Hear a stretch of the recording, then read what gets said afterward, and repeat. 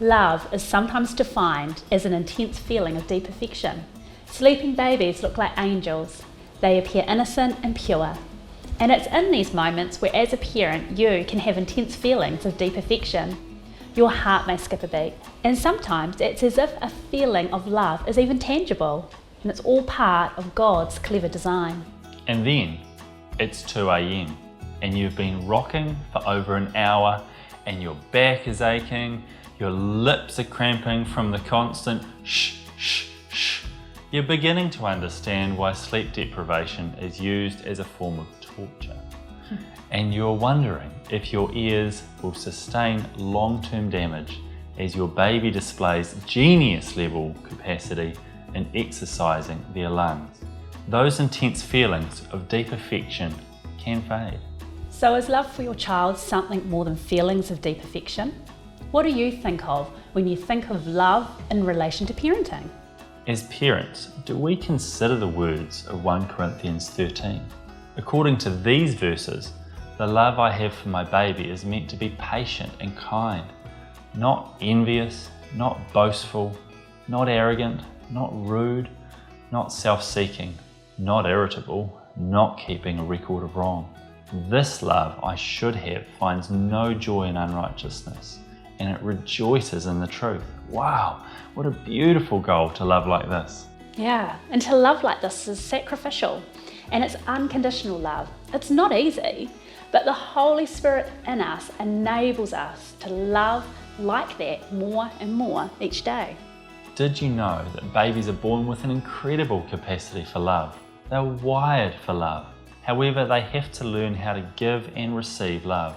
How we love and bond with our baby in those first few days and weeks forms the foundations of healthy brain development. Research shows us that the love babies receive, particularly within that first 1,000 days, affects every aspect of their future by significantly impacting the development of the brain. This is because the human brain is developing at incredible speed in the early days, and a young brain, which is made up of over 100 billion brain cells, is making lasting connections, with each brain cell connecting to over 7,000 other brain cells. And believe it or not, love is proven to help our brains grow and develop well. Babies need words of affirmation, eye contact, physical touch, not only snuggling your baby, but the actual rocking of your baby too. Without all of this, it creates developmental and emotional delays in children later in life.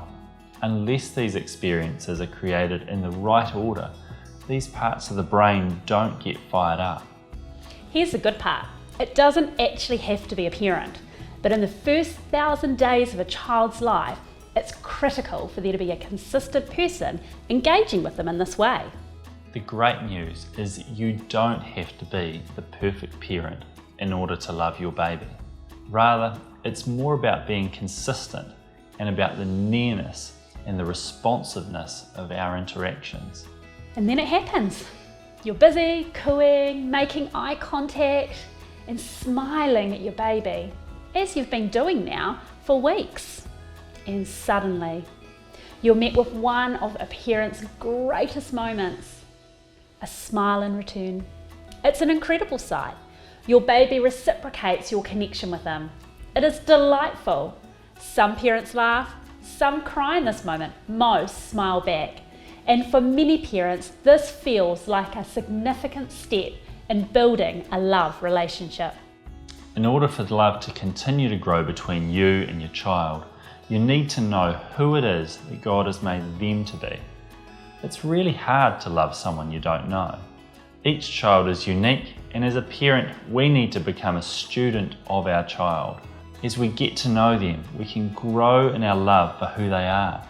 Who they are and who God created them to be doesn't change. Their behaviour and reactions to life can change over time, but the who they are remains.